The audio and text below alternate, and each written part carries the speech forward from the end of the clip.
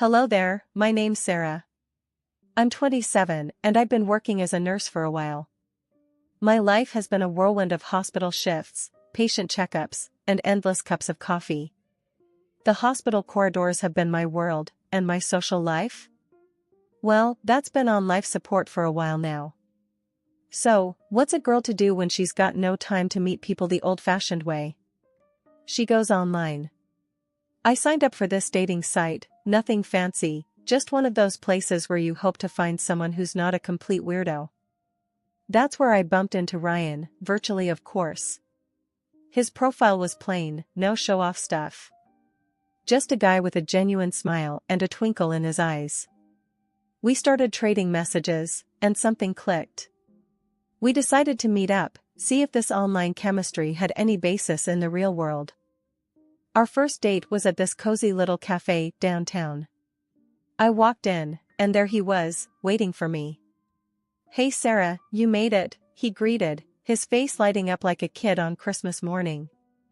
I was a bundle of nerves, but his easygoing nature calmed me down.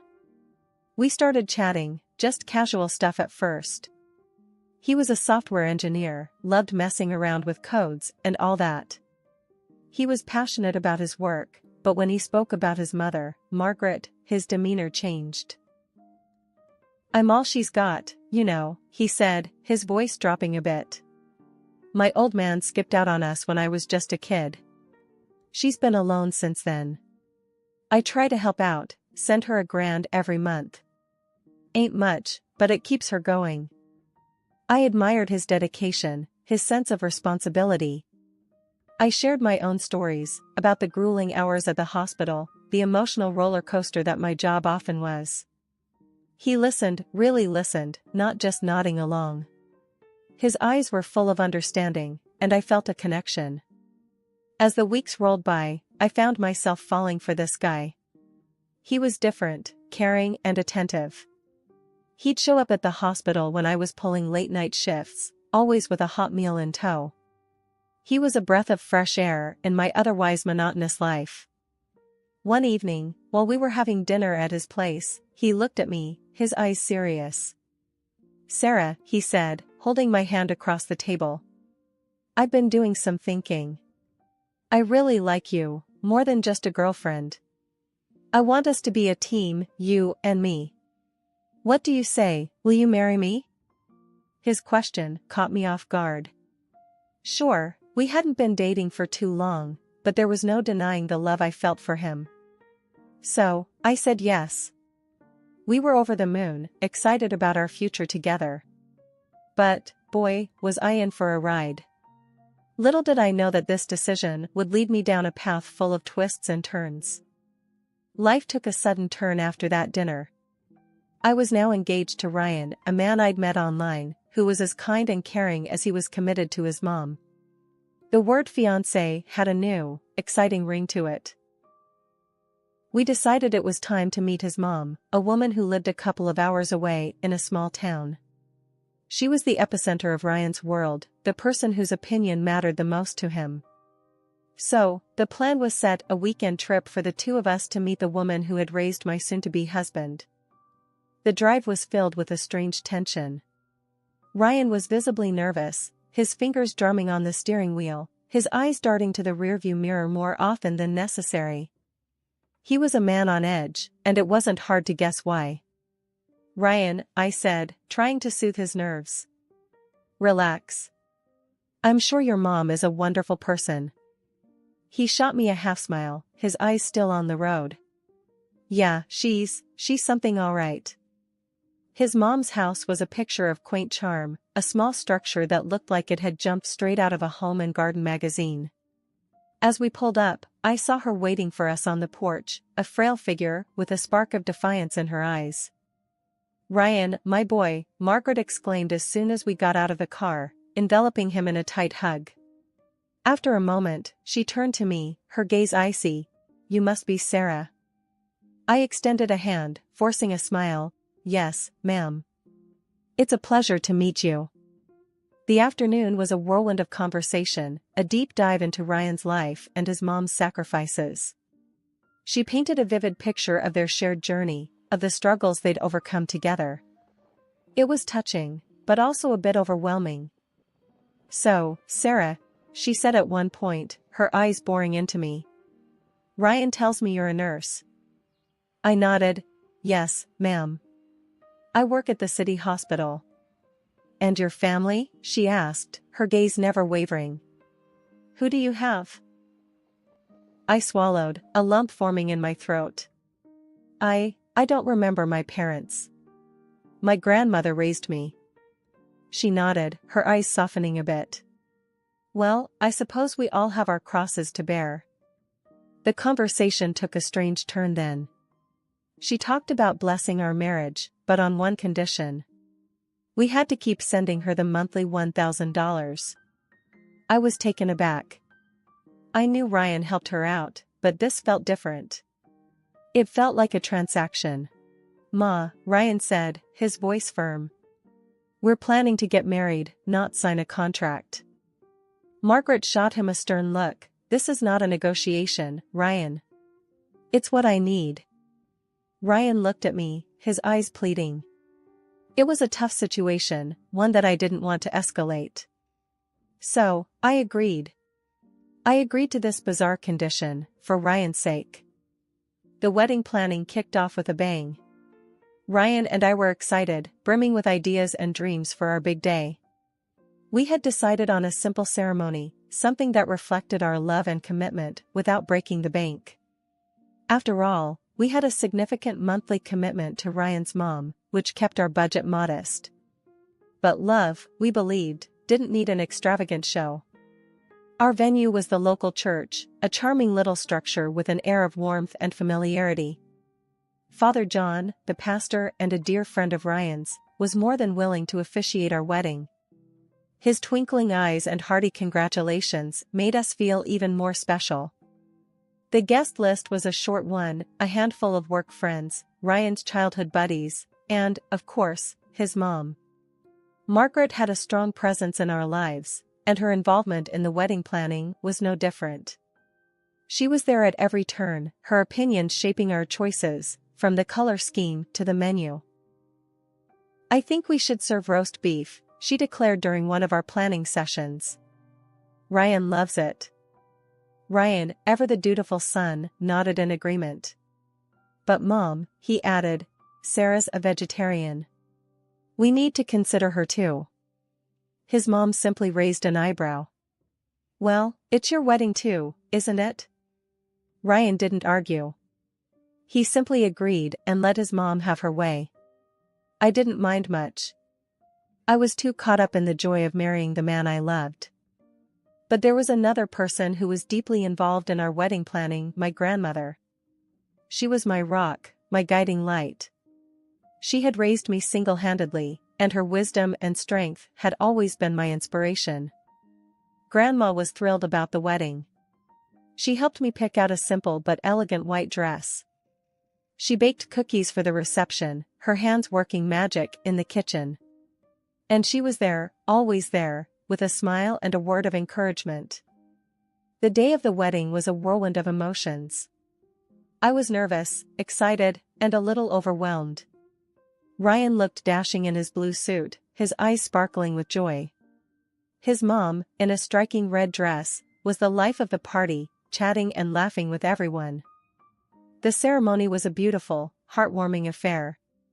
Father John spoke eloquently about love and commitment, his words resonating with everyone present.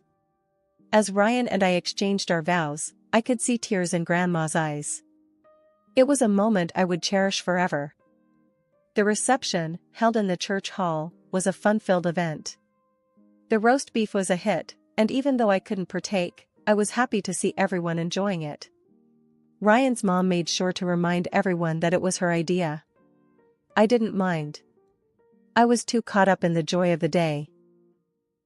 As the day came to a close, I felt a sense of relief wash over me. We were married. We were starting a new chapter in our lives. I knew there would be challenges, but I was ready to face them. I had Ryan, and I had Grandma. I was ready for whatever life had in store for us. In the weeks following our wedding, Ryan and I were on cloud nine. We had moved into a small rented apartment and were slowly settling into our new life together. Our days were filled with love and laughter, and our nights with dreams of a future we were eager to build together. One of our major goals was to save for a down payment on a house. We had a plan, a budget, and a piggy bank that we lovingly called our future home. Every penny we saved was a step closer to our dream. But our financial plan had a significant dent: the $1,000 we sent to Ryan's mom every month.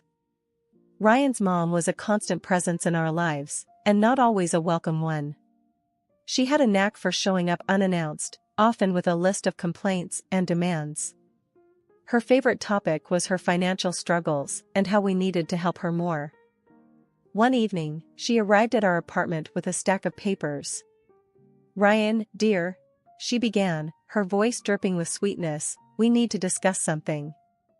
Ryan, ever the obedient son, sat down with her, a look of concern on his face. "What is it, Mom?" he asked. She slid a paper across the table to him. "I need you to sign this," she said. It was a contract, a formal agreement that we, all the time we're married, would continue to send her $1,000 every month. But that wasn't all. She also wanted us to cover her utility bills, and part of other costs. Ryan was taken aback. "Mom, we're already helping you out every month. We can't afford all this," he protested. She simply shrugged. "You'll find a way," she said, her voice cold and unfeeling. I was speechless. The audacity of her demand was shocking. But before I could react, Ryan had already signed the contract. He looked at me apologetically. "I'm sorry, Sarah," he said. "I didn't see this coming." I was seething with anger, not at Ryan, but at his mother. She was exploiting us, and it wasn't fair. "This isn't right," I said, my voice trembling with rage. "You can't just demand money from us like this." She simply smirked. "I just did." The drive home was a silent one. I was too angry, and Ryan was too guilty. Our dream of owning a home seemed to be slipping away, replaced by a growing pile of bills and obligations. Life was a non-stop roller coaster ride with Ryan and his mother. No matter what we did, it felt like we were always under her microscope, and every move we made was met with her disapproval. It was suffocating, and it was starting to eat away at our happiness. The situation reached boiling point one evening when she came over for her usual uninvited visit. Ryan and I had been discussing the possibility of starting a family. We were excited about the idea of bringing a new life into this world. But when I shared our plans with his mother, her reaction was far from supportive. "A baby? Are you two nuts?" Margaret bellowed, her face turning an alarming shade of red. "You can barely keep your heads above water, and now you want to add a baby to this circus?" I was taken aback by her outburst. "We've thought about this, and we believe we're ready," I countered, trying to keep my voice calm. She snorted. "Ready? You think you're ready? You can't even handle your own lives, and now you want to toss a baby into the mix?" I turned to Ryan, hoping he would step in, but he just sat there, his face ashen. His mother's words had struck a nerve, and he seemed lost for words. "Instead of thinking about a baby, you should be thinking about me," she continued, her voice rising with each word. "I'm not getting any younger. I need you to take care of me, not some snot-nosed brat." I could feel the anger bubbling up inside me. "We're not your babysitters," I snapped, my patience wearing thin. "We have our own lives to live. And we won't let you dictate them." Margaret turned to Ryan, tears welling up in her eyes. "Is this how you treat your mother? Is this how you repay me for all I've done for you?" Ryan looked at me, then at his mother. I could see the turmoil in his eyes. He was caught between his loyalty to his mother and his love for me. Finally, he spoke up. "Mom's right, Sarah," he said, his voice wavering. "We're not ready for a baby. We have too many responsibilities already." His words were like a punch to the gut. I couldn't believe what I was hearing. I turned to him, my eyes filled with disbelief. So, you're taking her side now? He didn't answer, just looked down at his hands. That was all the answer I needed. I got up and stormed out of the room, leaving Ryan and his mother alone. That night, Ryan and I had the biggest argument we've ever had. We yelled, we cried, we said things we didn't mean. But in the end, nothing was resolved. He still sided with his mother, and I was left feeling betrayed and alone. The following weeks were a nightmare. Ryan's mother was more intrusive than ever, and Ryan was more distant. As a result, I just stopped communicating with Margaret, even if it was rude, but not seeing her was already a great achievement. She called me an impudent girl and stopped calling me too. I'd been noticing a change in Ryan for a while. He was always on his phone, his fingers flying across the keyboard as he sent text after text. He was coming home late from work, his excuse always the same, just got caught up at the office, babe. I didn't want to believe anything was wrong. I tried to convince myself that it was just work stress, that he was just busy. But deep down, I knew something was off. My suspicions were confirmed when my best friend, Lisa, called me one evening.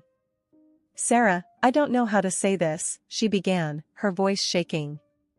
I found Ryan's profile on that dating site we used to use.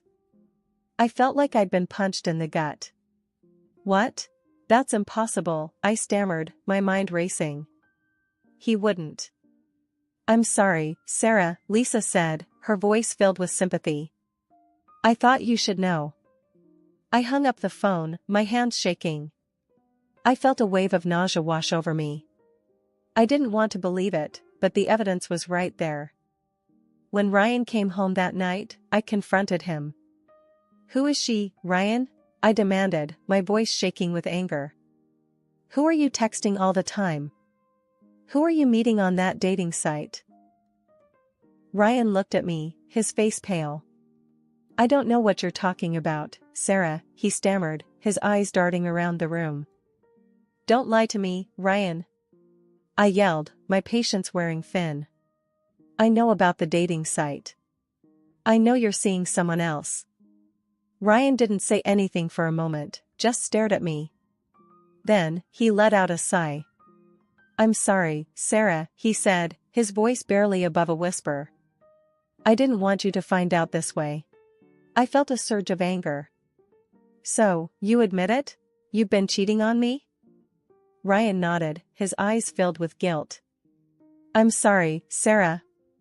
I didn't mean for this to happen. It just did. I couldn't believe what I was hearing. The man I loved, the man I had planned to start a family with, was cheating on me. And to make matters worse, he wasn't even sorry about it. I want a divorce, Ryan, I said, my voice steady. I can't be with someone I can't trust. Ryan didn't argue, didn't try to convince me to stay. He just nodded, his face a mask of guilt and regret. 6 months had passed since my divorce from Ryan, and life was starting to settle into a new rhythm. I was learning to live alone, to be independent. Then, my grandmother passed away. She'd been a rock in my life, a woman of strength and wisdom. Her passing left me with a gaping hole, but also, unexpectedly, a considerable inheritance. She'd left me her old mansion, a beautiful house with vast gardens and rooms filled with antique furniture. And there was also a hefty sum of money, enough to let me live comfortably for the rest of my life. I was shocked, overwhelmed, but also grateful. It was a fresh start, a chance to rebuild my life. Just as I was starting to adjust to this new reality, there was a knock on the door. Standing on my doorstep was none other than Ryan's mother, a woman who'd always been a thorn in my side. Well, look at you, living in luxury, she sneered, looking around the mansion with greedy eyes. I heard about your little windfall. You must be over the moon. I crossed my arms, raising an eyebrow at her. What do you want, Margaret? She put on a saccharine smile, her eyes still scanning the house. Well, dear, I thought it's only fair that since you and my son are married, I should get a share of this fortune. I couldn't help but laugh. Margaret, you're out of the loop. Ryan and I divorced 6 months ago. Her eyes widened, and she sputtered. What? No, that can't be right. Ryan would have told me. Call him and ask, I suggested, leaning against the doorframe. He'll confirm it. She pulled out her phone, dialed Ryan's number, and put it on speaker. Ryan, tell me it's not true, she demanded when he answered. Tell me you and Sarah are still married.